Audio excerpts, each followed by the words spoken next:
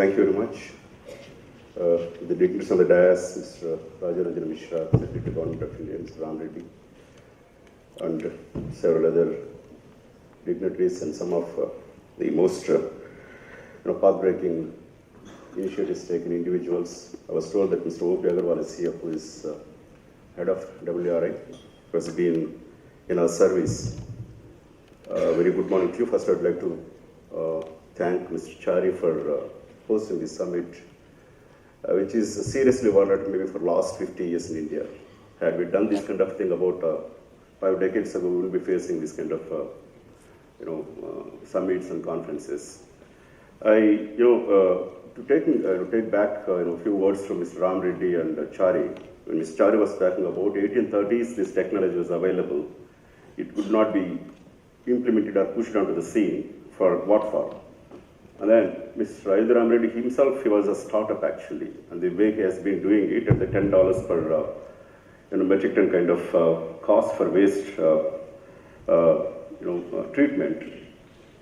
But these are not yet, these technologies are not yet crept into the urban local bodies or rural local bodies. So what's the reason for this? So I would like to diverge from my presentation a little. The most important reason because of which we are not able to push our innovations, in spite of the fact that we have perhaps one of the best knowledge countries in the world. And why this knowledge is not able to translate into the ground is, I think we are not able to talk to people. That's the most important reason. We are not able to talk to our citizens in a meaningful way, engage them in a meaningful way. The presentation I'm going to give on citizen engagement, water conservation. Water conservation, recently before a parliamentary committee, I was speaking about this. One of the members, the chairman himself said, this is a very old concept, why are you talking about it now?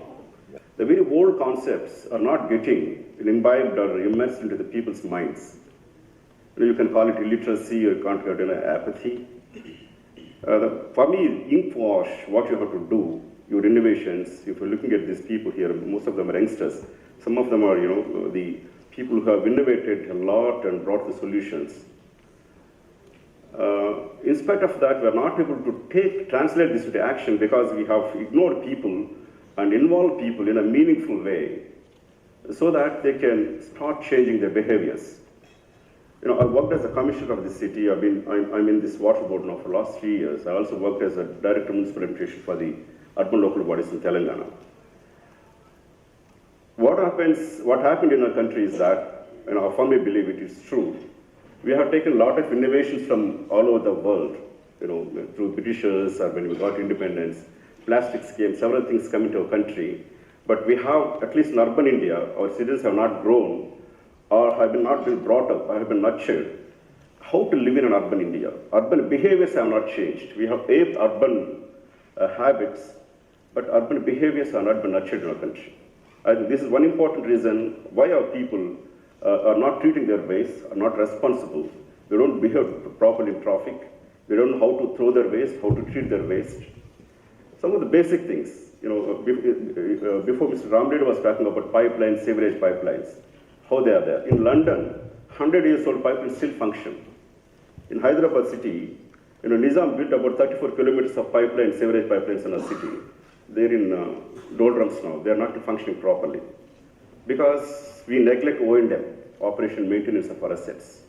So for this, we need to involve people in a meaningful way utilizing non-governmental organizations. The presentation I'm going to show how to involve people. We started this program called Water Conservation, Rainwater Harvesting. And I noticed that over 3 years period of time when we implemented these programs, people are not bothered about how much water they're wasting. About 20 years ago, Hyderabad is really under water pressure. Water kind of stress actually. Now we have connected River Godavari and Krishna to us, and we bring in, next slide please, bring in a lot of water, and people waste a lot of water here. We call it non-revenue water because I don't get revenue out of the water we supply. This ranges from anywhere between in India 40 to 60% in urban local bodies. A city like Bangalore, Hyderabad, practically in Hyderabad spends about 94 crore rupees on a electricity power bill to get this water. and about 38% water is wasted by people by means of thieving. Maybe our assets are not good, so leakages happen, and people just waste water on the streets. Can you believe that 20 million gallons per day is wasted in the city of Hyderabad on the roads because of people's behaviors? How to prevent it? People do not know about this? With 20 million gallons, a city of 5 lakhs can survive on water, basically. So we thought about this, how to engage people. The leadership has to be brought on the people. Some amount of leadership, some amount of voluntary action is required. So we started this water leadership and conservation. Next one, next slide, please. Is it here? Slide how to put it. Our water states in the city, we bring in about 448 million gallons in the city, and we get 150 ml a day per person. And water wasted is about 38%, nearly about 100 ml of water gets wasted, mgd of water. Out of which, next one, out of which about 20 million gallons per day are wasted by people in washing their cars, washing the gardens, and just letting out water into the city, basically. And Asian Development Bank says you need to spend about $500 per 1,000 liters of water. $500 per 1,000 liters of water to reduce water wastage. Cities like countries like Israel, they have 5% of wastage. Singapore about 4.45%.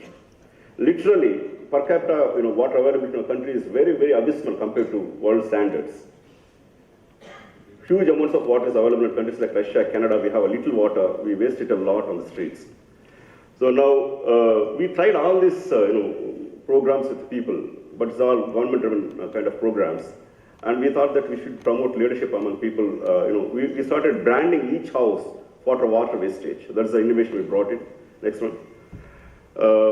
These are all there are some things you would know why urbanites, particularly in that routine, daily life, they don't bother about many things actually, unless something pinches them, unless some coronavirus and starts pinching on them, they're not bothered about kind of human contacts we have, kind of practices we have.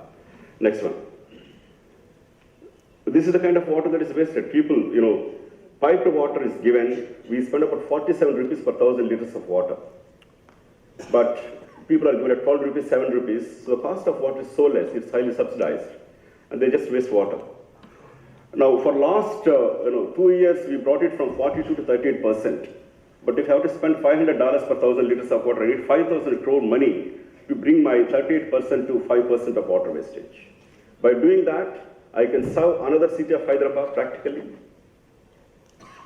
But it needs huge investment, but there are low-hanging fruits, the innovations that are required. First innovation would be that make people change their behaviors. Even if you bring any kind of innovation or technology, it's finally the people who are going to use it. Next one. So we involved a lot of volunteers, next please. And we enrolled about 9,400 volunteers. Next one. Yeah. And next please. I'd like to finish up quickly and talk a few more points. Next one. So we started branding each house like this. You brand a house a red color kind of a water droplet, and then if they're doing best practices, give it a green color, and then if they have water harvesting structures, you give a blue color. This is the first I think we're doing this kind of thing in the country. With that, we have done so far about nearly 1 lakh houses, 90,084 houses. We could save about 0.8 ml water at the rate of 80 to 100 liters of water is saved at the premises doors of the people, basically. Next. We have mapped every house like this in these colonies, and with this, those red categories are getting converted to blue categories, green categories later. Next one. Quickly, these are all rallies that are happening. Next one. Now, this has been appreciated by the government of India also. Next, I'd like to close the conference now here. Now, this presentation. Now, issue I'd like to tell is that what are we doing for involving people in our in our procedures, in our practices. Very small innovations are required. Some of the innovations taken by Metro Water Board, I'd like to tell you. We have pipelines, sewerage pipelines, they get clogged because people throw any kind of waste into manholes. Kitchen waste can end up in sewerage manholes, basically. For that, we have invited some HAL retired engineers. We developed a sewer crock, we called it, a kind of a propeller inside. It goes and cleans the pipes completely. It's a kind of a robo. By camera, we take pictures inside what kind of, sewerage, obstacles are there. This propels inside and cleans it. These people have imported this one instrument from Netherlands, and they have modified it for Indian conditions. So we're able to clean our pipes, and with this, some of the wash initiatives are achieved. Normally, water gets polluted in slums and slum-like colonies when your sewerage overflow happens next to a water pipeline. With this, we're able to do that. Maybe we want to scale it up. That was a startup. Secondly, we brought in also a new concept called mini water jet machines. In India, in cities, what happens?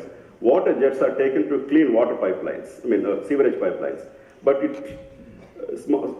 very minor innovations are required in our technologies actually. One is that they used to have big vehicles. Shashi is very wide. They never used to go into narrow streets. So we brought in smaller vehicles. With that, we eliminated manual scavenging in the city of Hyderabad in the sewerage operations. And some more innovations that are required in water field, I'd like to tell the startups and the youngsters here. When you talk about 5,000 crores required for the city of Hyderabad to reduce water wastage, we are talking about some of the technologies. That is water sensors, water pressure monitors, and then water meters. A meter will cost, a good meter, infrared meter or ultrasonic meter will cost anywhere between 7,000 to 8,000 rupees. Chain is manufactured for 1,500 rupees. But by the time it comes to our country, it will be 5,000 rupees, 2,000 rupees profit is added. So what is required in our country is that you need to manufacture a meter so that I can put a meter in each house, maybe at 1,500, 1,500 rupees instead of 8,000 rupees. This is the innovation that is required. Similarly, all our water operations all over our country takes place through water valves.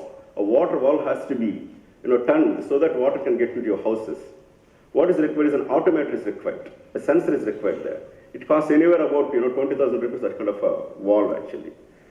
Simple thing is, on an existing manual meter, you need to put up a chip, which when it acts its turn, it can send a signal to me, so that I can send a message to people, at least when water is getting into your houses. These are very, very small technologies. I'm sure all our IITians and all these people, they need to innovate these kind of things. Similarly, today in newspapers I read, about 50,000 manual scavenging workers in Bangalore are working. I don't know, I need to question the veracity of that. Why they are getting into suspects to clean it up? Why we are not able to bring technologies? What is required is some kind of a pulverizer, something of pumping out, having a mask.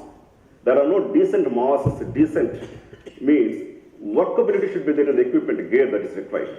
The kind of gear we give to our workers in municipalities and water boards, they're so heavy, they're not able to get into this. I had read a review in Guardian in London.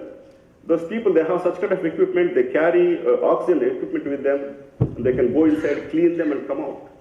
And we don't have this kind of technology in India. So these are some of the technologies we need to innovate, and they should come at a less cost. If you consider the fact that the availability of groundwater, the river water available for us is going to be very, very difficult in future, and we need to innovate. And country is wasting 30 to 50% of water, which is treated, which is transported onto the streets. There is something seriously lacking. I think that is the involvement of our citizens into this and changing their mental behavior. Urban behaviors of citizens need to change. If we can come up with an innovation without involving human beings, it's very easy to transform our country. But if we need to involve our human beings in transforming the country, no amount of innovation will work unless you involve our citizens, our urban behaviors has to happen. Otherwise, a cholera has to come or a coronavirus has to come and change behaviors. So my earnest request to all of you is develop innovative technologies. At the same time, keep in mind that an average citizen doesn't, lacks awareness of all the issues and doesn't bother about it in his business of life. My fervent appeal to all the practitioners, come up with, we are doing a hackathon, very soon I'm going to do a hackathon for 15 days, and all these technologies, why we cannot produce this kind of a thing? There is a smart ball technology which radiates infrared radiation or ultrasonic radiation in a pipeline and measures where pipeline is leaking. So when I asked a multinational company, they said it will cost 3 crores to do 200 kilometers of Krishna pipeline investigation. So I gave it to one VIT professor. He's coming with 30 lakhs rupees. We can do that. Simple kind of technologies. This is what is required in our country. So when there is a sewerage outburst, things are coming out, the O&M is not there. So what we need is some kind of innovation, not earth-breaking technology or mind-boggling technologies that we need to transform. If you look into China, the biggest benefit for them has been the way they have aimed at Western technologies, brought the costs down. So we have English education, we have computer education, we are good in IT, but somehow these innovations are not coming because scales of economy are not being imagined by people actually. When Mr. Ramaredi says that $10, you look at the scales of economy. Such amount of wastage is coming in the city and we need to clean it. Unless we change people's behaviors and bring innovation through technologies, these things are very going to be difficult. I request all of you to participate in this. Thank you very much.